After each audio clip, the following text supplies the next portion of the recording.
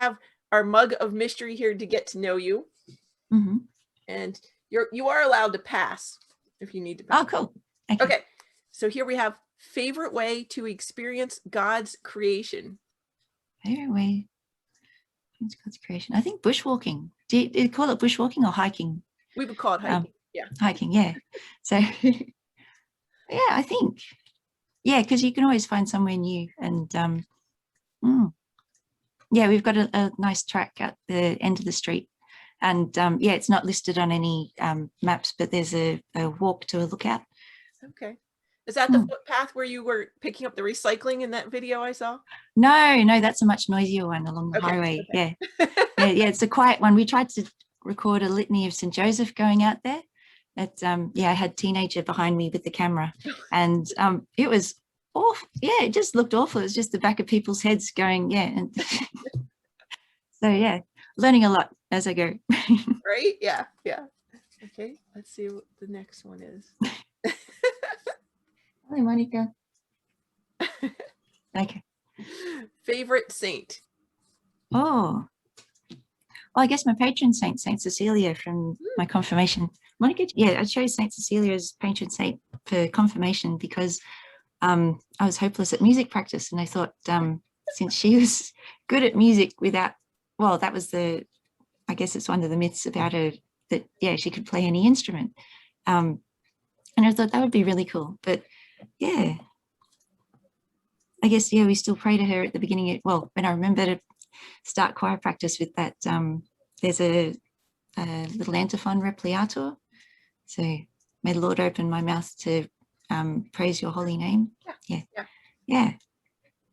That's lovely. So, yeah, a lot of people drop their confirmation saint, or I picked it on a whim. So it's nice to hear from someone who still has devotion to that saint.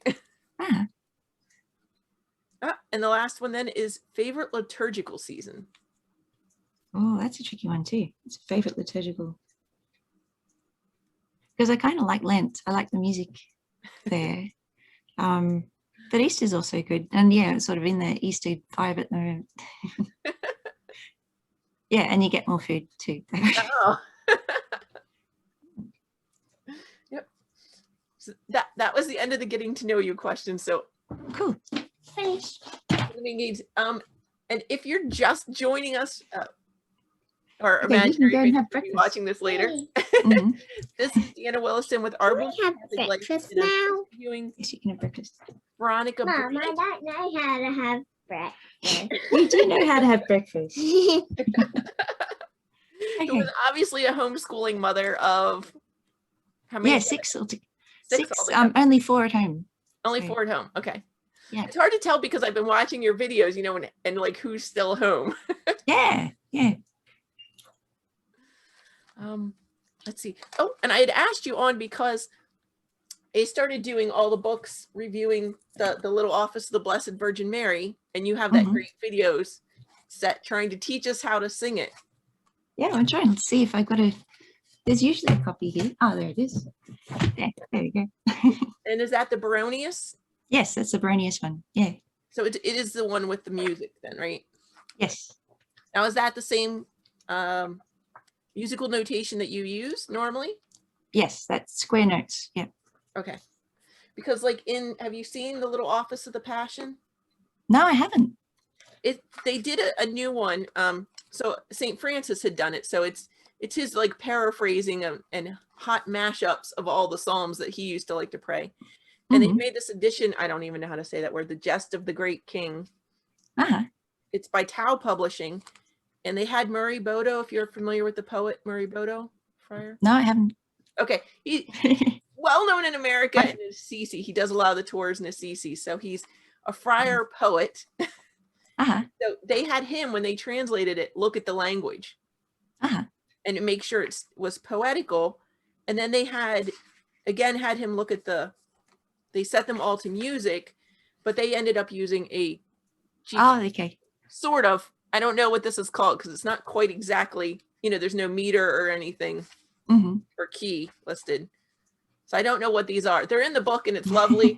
And I don't know what to do with any of that. And they're like, we've given you guitar chords, but you could possibly use them for piano if you wanted.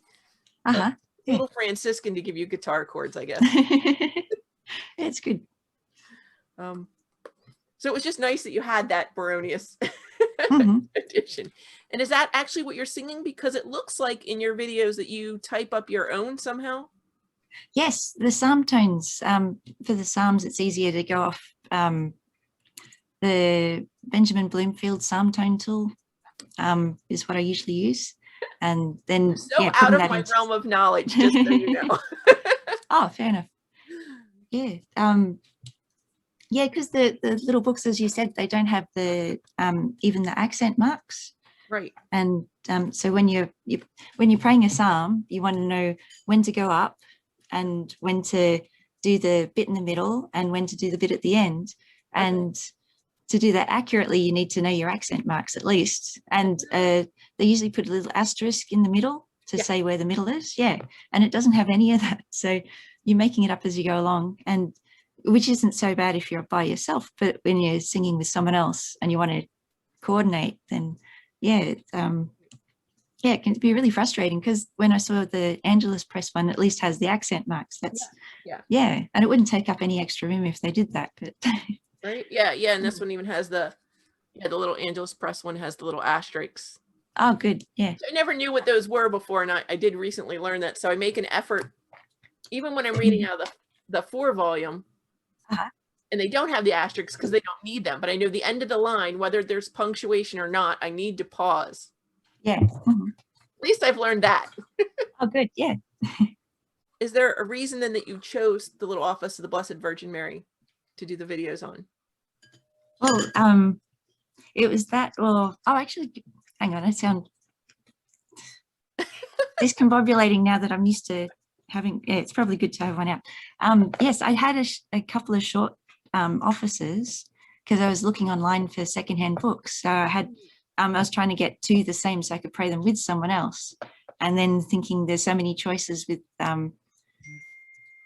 like the liturgy of the hours makes sense the way it's kind of made things simpler. But on the other hand, I like the Latin, so I wanted something with the Latin and something that I could get a few copies of that were the same. And this one, the Borromeo Press little office, came up with the chant in it, and it sounded like a good fit. You had the Classical Liberal Arts Academy. It's a homeschool thing, and they encourage the divine office, well, the liturgy of the hours, and thinking if they can do it, we should be able to do it too. We're already doing Compline from forever, I think. As long as I can remember. Yep. Yeah. Yeah, so we try to do Compline and building back up again, because you used to do it before kids. Just straight out of the Liber Usualis. Another big book I haven't brought over here. And and then with kids it got a bit more confusing. So we're just taking things like the Visitor Quasimus. Yes, you're 4. Yep. Just the prayer at the end and then adding in extra prayers. And then we had my sister-in-law come over who did study Latin, so I just assumed she'd be all right with it. But she said her Latin's not that good to keep up with, whatever we were singing at the time. Yeah, that was only Alison.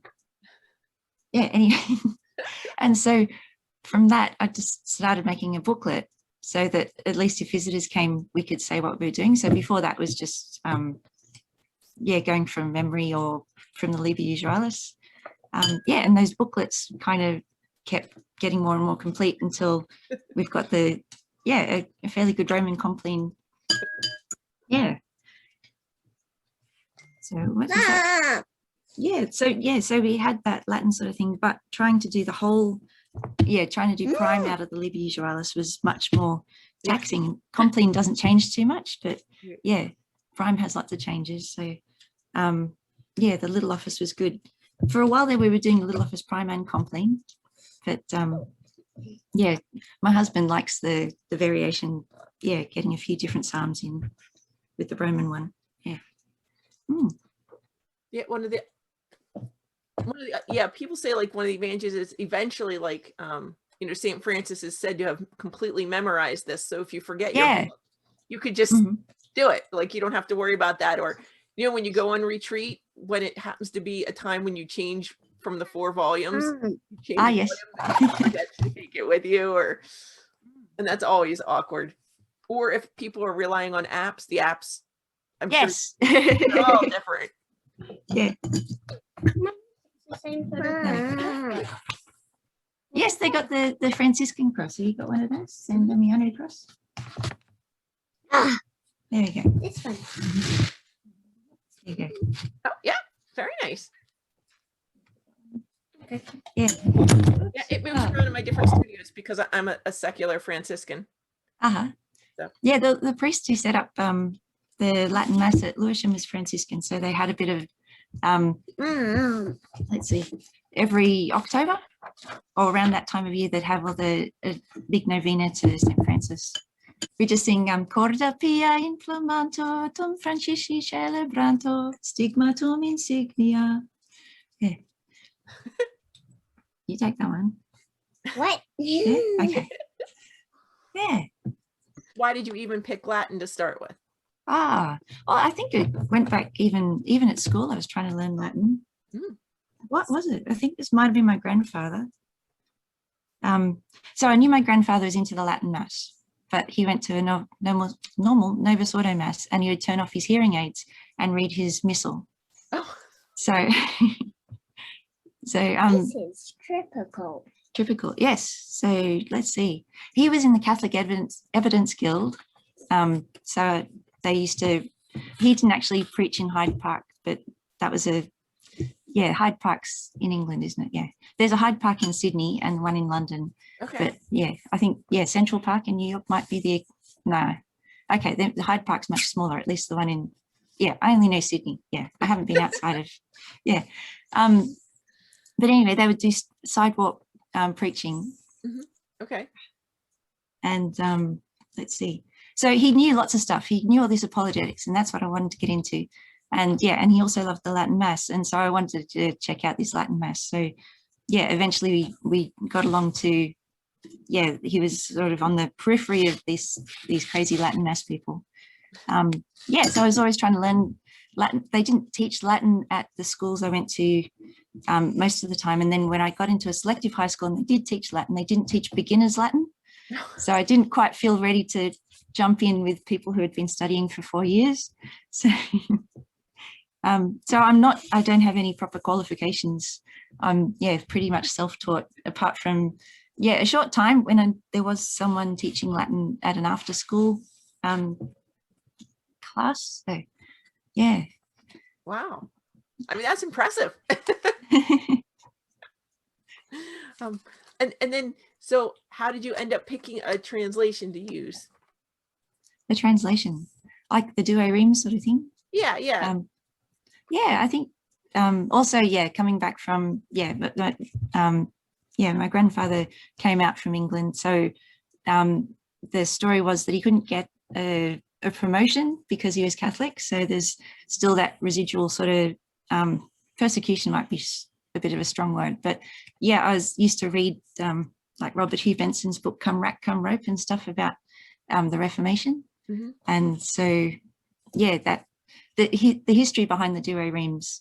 I was listening to someone else saying how they like the King James version, and come to think of it, no, I haven't got a King James version because I've always been I don't know, more, is it nationalistic or something about being Catholic and only having Catholic versions. Okay. Yeah. But it makes sense that the King James is from a similar era, and that a lot of our English, the language and stuff is just soaked through with the King James version.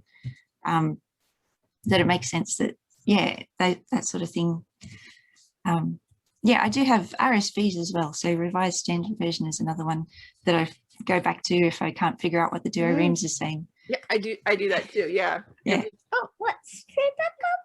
And it's interesting because it's a literal sort of thing, literal translation from whatever the earlier languages they're going from. And the difficult bits are because the original is difficult generally from what and that there different interpretations. So instead of just having an interpretation that makes sense, you have the original that doesn't make sense, and it's up to you to do a bit of research. Yeah. See, I like that too. The Dewey Rhymes that I've managed to find online has a little commentary running with it, and then the Ignatius has the study notes are by Scott Hahn. So good. He's such a Bible scholar. It's great to see where he's coming from in it too. Yeah. Have you seen the Knox version that on New Advent they've got their triple Bible with the Knox English, and it must be Latin Vulgate and the Greek as well. Okay. I haven't, but I know a New Advent. Okay. So I'll have to check that out. We've got quite a few Ronald Knox books around too. So, and he's coming out of copyright in a few years, I think, because he died in 1957, I think. So in 2027, he'll be out of copyright. Yeah. Now, some people are going to say, I get this all the time, Latin is kind of exclusionary, or that it's outdated. Yeah. Have you ever heard people say that, like, you're being kind of snobby if you go to the Latin mass and stuff? Yeah, it's crazy, isn't it? Because the Latin's the freebie one for people who can't be bothered sorting out copyright. And we got the local choir. Yeah, I went along to a local choir practice, and they said, "Oh, we like more homespun sort of stuff." And I was thinking, no, it's not homespun, is it? Yeah, and just because I'm into textiles and knitting and natural fibers and stuff, saying it's so not a homespun thing, because there's no spinning involved, and it's all synthetic out of a factory, and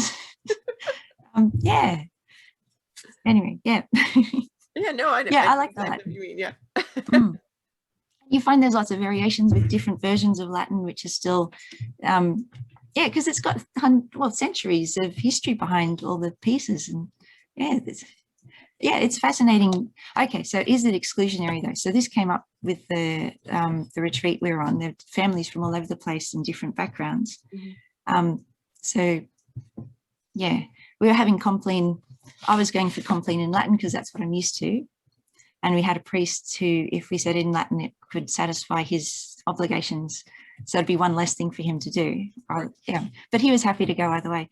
And I'd made a version with the Liturgy of the Hours last time, because last time we had we actually had a bishop last time. So that was Bishop. Yeah. So but my interpretation of Liturgy of the Hours, trying to use all the options to make it as much like the Latin as possible.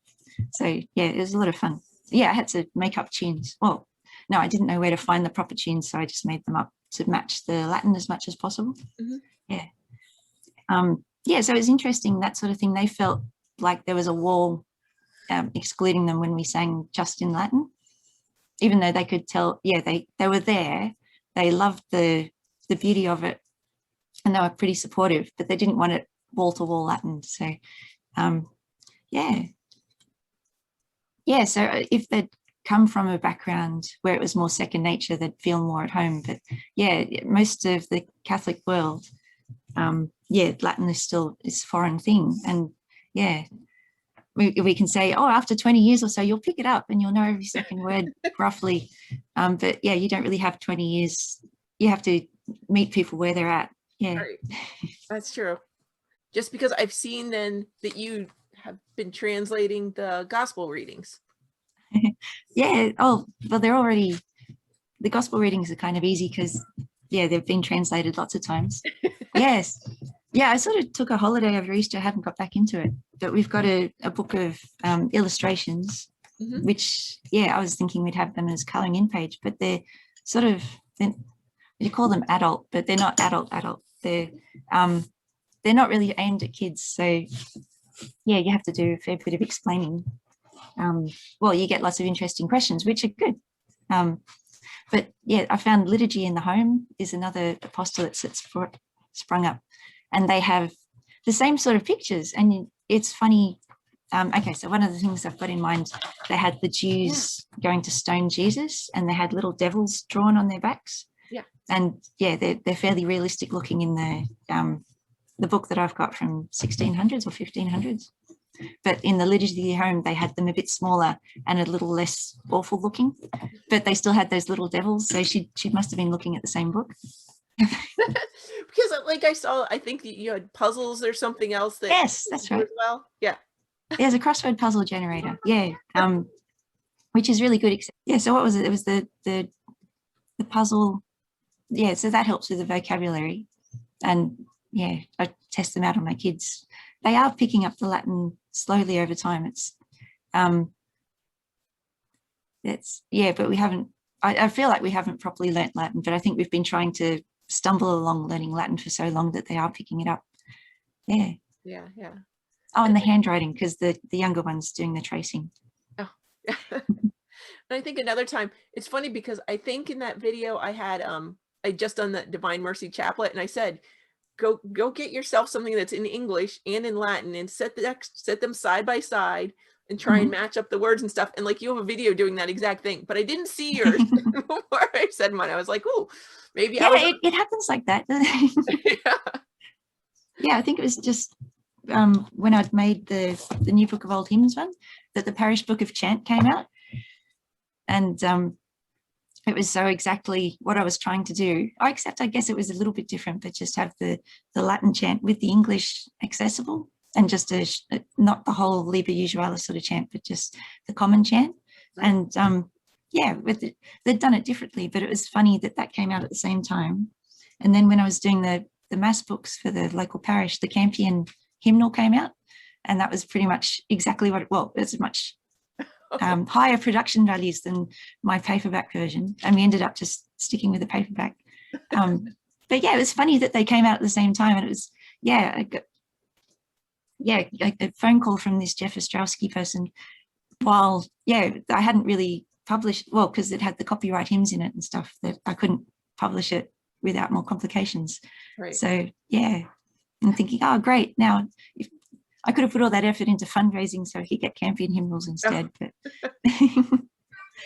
anyway, yeah, things seem to line up. Yeah. You were holding those books up too, so you seem to be associated with several different hymnals as well. Like, yeah, well, the yellow one was my baby. Okay. So when we started going to the Latin, okay, yeah, that's totally, I typed this up before they had the software that we're using now, so it was a bit harder to use. And because when I was going to a Latin Mass, I wanted to know what people were singing. And I realized that some of the things I did know, like Adore te devote, I knew Godhead here and hiding. And I'm trying to think of other things. When it came around to Easter time, then I could tell a lot of the chants were similar.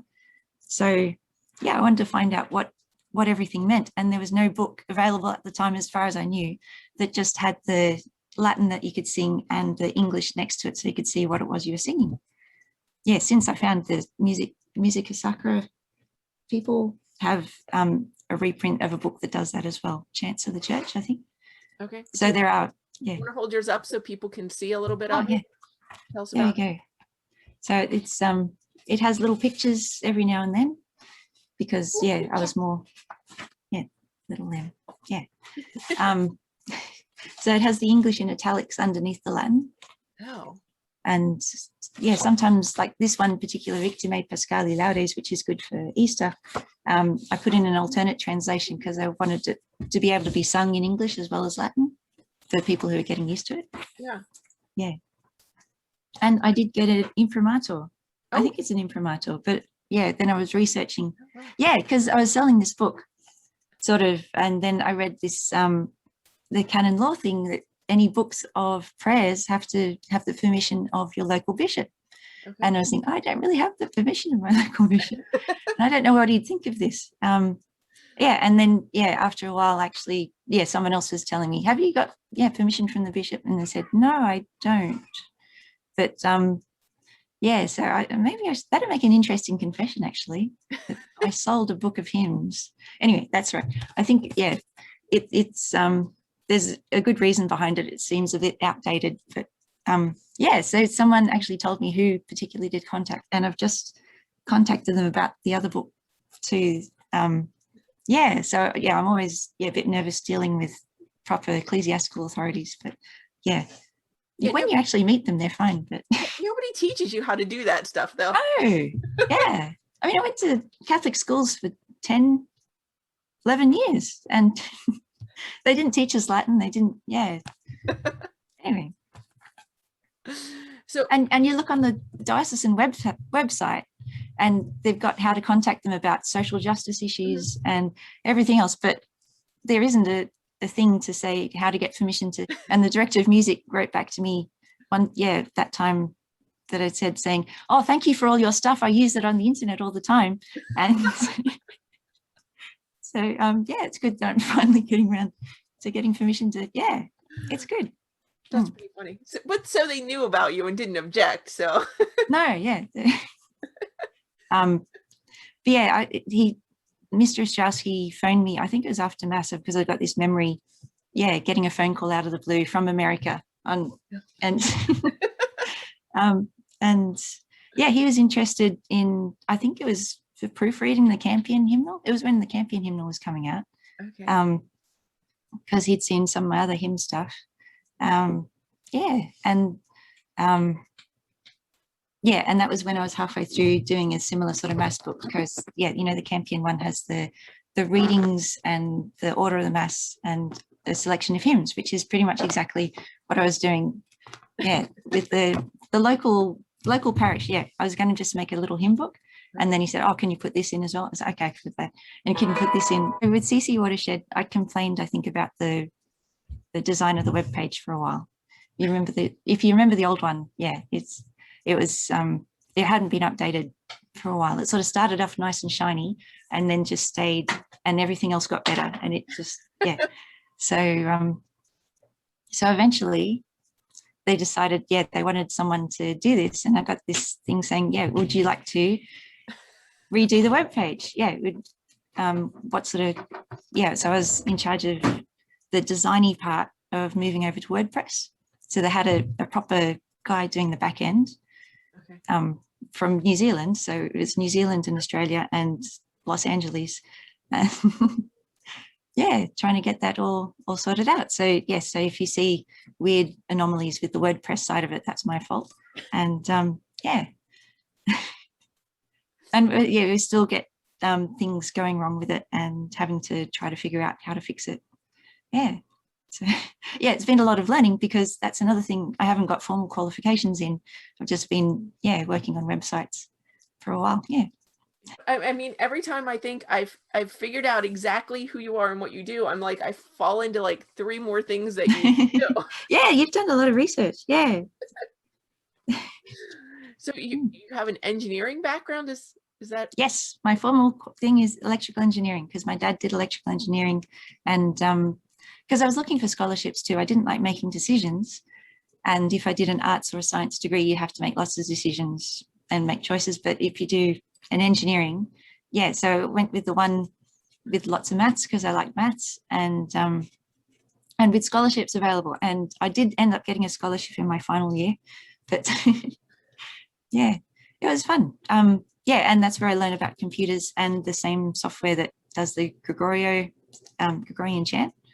So there's a maths tutor had recommended, if you're going to do your thesis, don't use Word, use this LaTeX thing. And so it was using LaTeX for my thesis, and then someone asked me to type up Gregorian Chant, Adorote. I wanted that typed up with the Meinrad fonts, which is using Microsoft Word and trying to get each neume in the right space with, so you have a font and each letter corresponds to a different shape.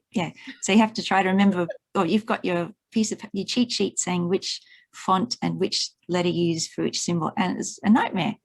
And I was thinking there must be a better way to do this, and that's where I found Opus Tech and started typing things up and saying how much better it was. Look, you just have to install this arcane software from the 70s and use a text editor. You can't use Microsoft Word.